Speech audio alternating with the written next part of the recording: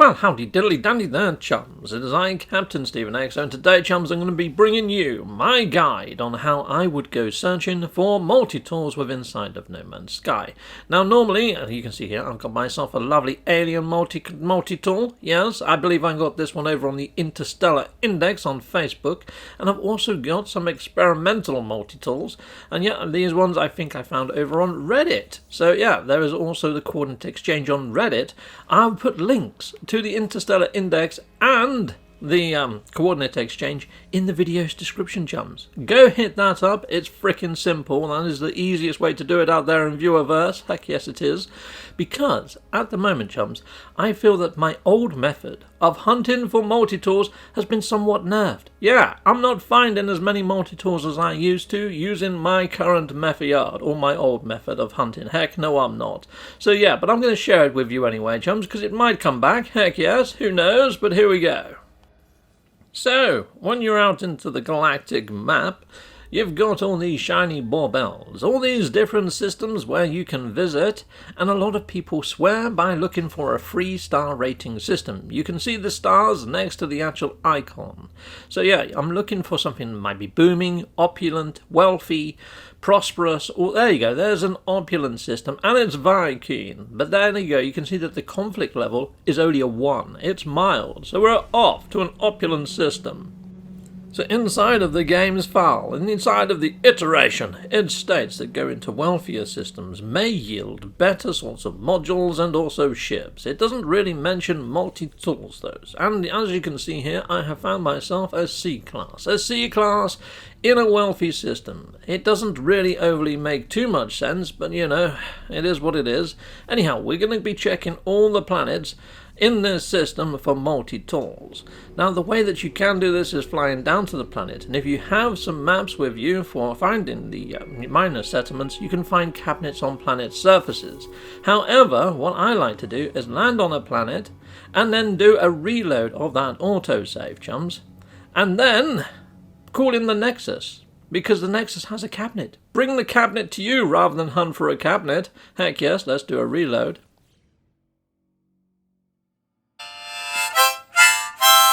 Important announcement time, I'm trying to hit the 15,000 subscribers by my 2nd year channel anniversary. That's July, which is fast approaching. Please hit that subscribe if you haven't already. Like, share, and do all that sort of shenanigans. Heck yes. Important announcement over. Righto, I have loaded back into the iteration. Next up, I need to get into my ship, take on off, and as I'm flying through the cloud layers, I need to look at calling in the Nexus. So here we go, let's pulse a little. Okay, there we go, I can call in the Nexus now. Pow! Done! I wouldn't advise pulsing actually, chums. Just fly gingerly. Fly slowly and just try at regular intervals. You can sometimes call it in at around 3,000 U's. But here we go, let's head on up. This is the way you go. Go up this ramp and round this corner and over here, and there's the cabinet. Pow! Lovely jubbly. Right, Neutron Beam, not so lovely jubbly. It's a C-class. It looks like what they've done, chums, is actually status locked the cabinets. So yeah, I think it's always going to be a C-class in the old Nexus. Okay, brilliant. That didn't used to be the case. When the Nexus first came about, it would call up whatever class and whatever slottage it did for the station. So yeah, or even the last cabinet you visited on a planet. So you could really abuse a Nexus and just call it to the next planet if you liked the multi-tool there more, and it would be the same class as the previous cabinet that you visited and stuff. Yeah, and it looks like they may have fixed that. Yeah, or nerfed it, whichever way you want to look at it. So here we go, I've done my reload. Let's go back up to the cabinet. So yeah, just land on a planet, make a save, reload your save, come back up to the Nexus, and you're going to see a different multi-tool. But like I say, it's class locked. If you do see one inside of the Nexus that you really like the look of, then it's worth hunting around on the planet for a cabinet that's higher than a C-class at minor settlements, chums. But there we go. Now I'm flying down to this planet. This is a giant icy world, and I am going to use one of my cartography maps to call in a minor settlement. I mean, you can just fly across the planet's surface and scan and try and find yourself a minor settlement. If you lock yourself on north or south and just carry on in that direction, you should come across a few. But if you're not lucky, here you go, I've found something over here, but there's a good chance it's not going to be a minor settlement. You can usually tell a minor settlement quite a distance off. You will see a landing pad and a green or bluey sort of ring appear, but here we go, that's not a minor settlement. So I'm going to use one of my maps from inside of my ship. I do not advise this at home, chums. You're probably best to land and then use your map, because look what happens. Sometimes it throws you off into the outer regions of the Hebrides, and then it pulls you back in, and sometimes, chums, I've had it that it pulls me underneath the ground inside of my ship if I was near to a cave mouth, and I was near a cave mouth. That was my own stupid fault. I'm now stuck in a freaking cave. XO, can you play some gnarly heroic music as I try to escape this freaking cave?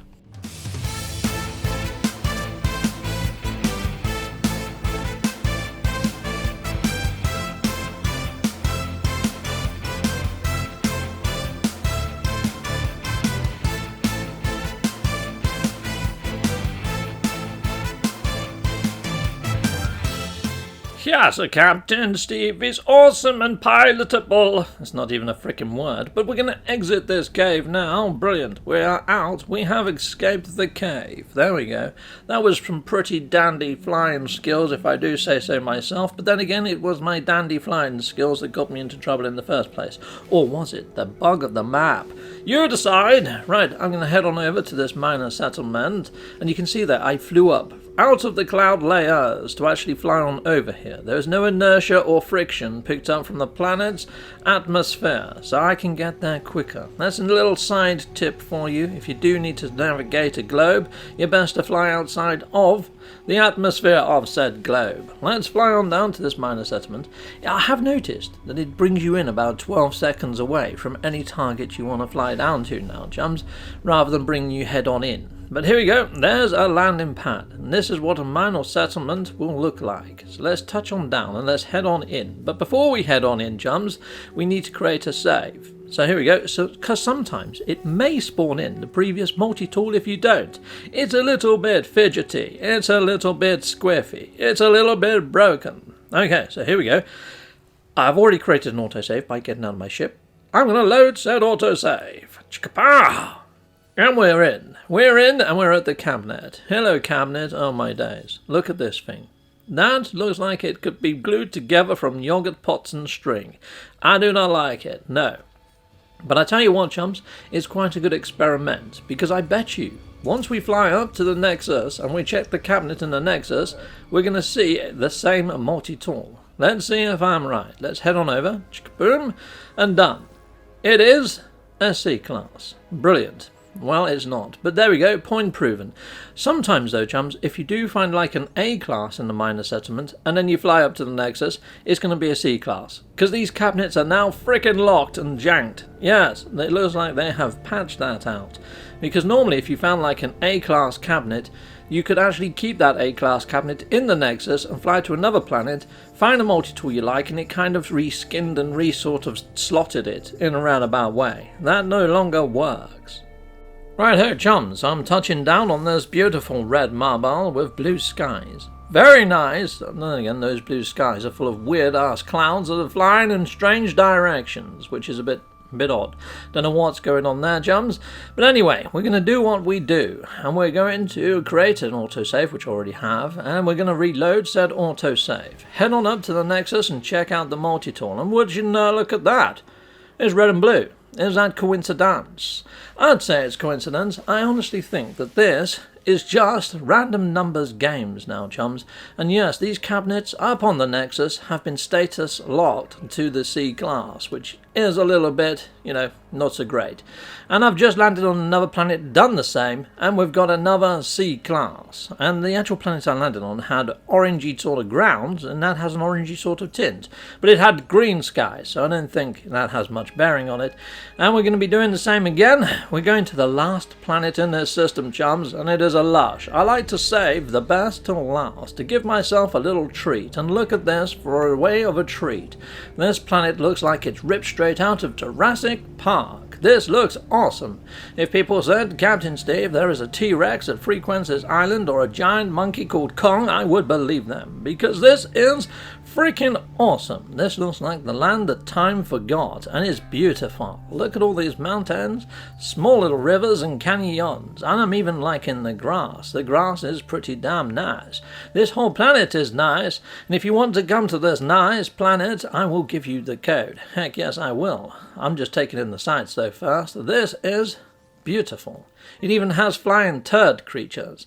Right, so here we go. Let's bring up the code and let's make that bigger for you. There is the code. It's in Euclid.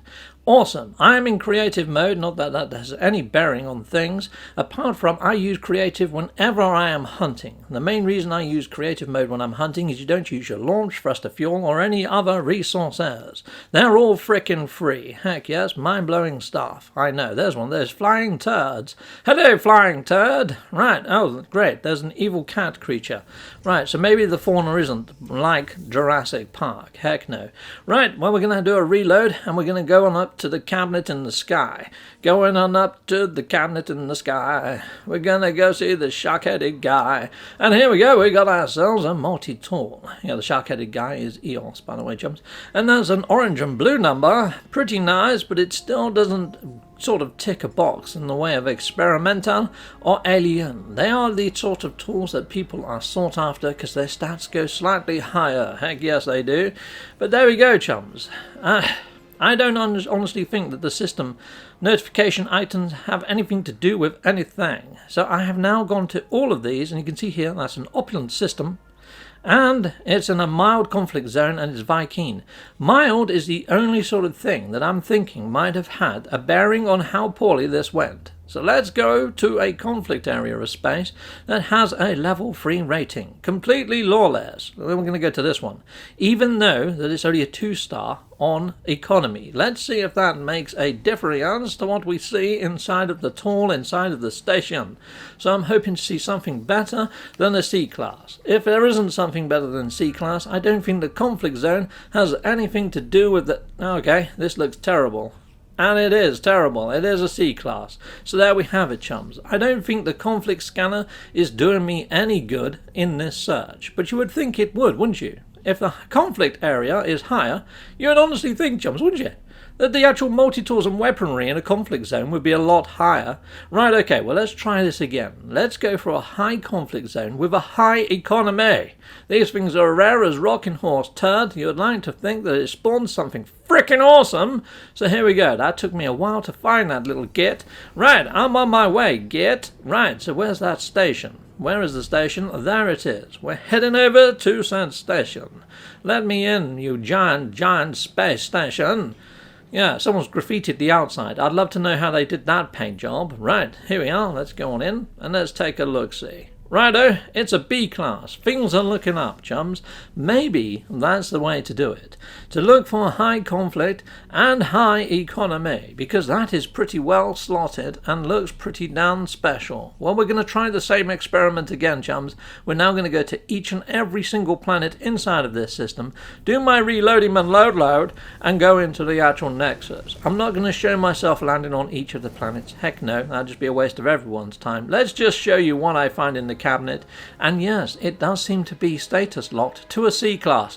Prayer of peace in a high conflict zone with those colours. It looks like I used to have a shell suit those colours back in the frickin' 90s. Oh my days. Okay, well, let's try this one.